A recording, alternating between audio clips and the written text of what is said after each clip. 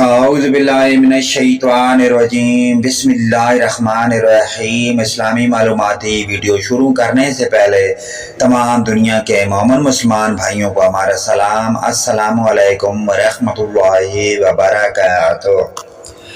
سوال: ستر عورت کا کیا مطلب ہے؟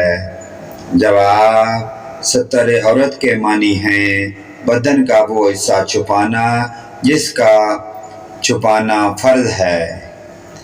سوال: مرد عورت کے بدن کا وہ کون سا حصہ ہے جسے عورت کہتے ہیں اور اس کا چھپانا فرض ہے؟ جواب: مرد کے لیے ناف کے نیچے سے گھٹنوں سے نیچے تک ہے، ناف اس میں داخل نہیں اور گھٹنے داخل ہیں، اور آزاد عورتوں کے لیے سارا بدن عورت ہے سوائے منہ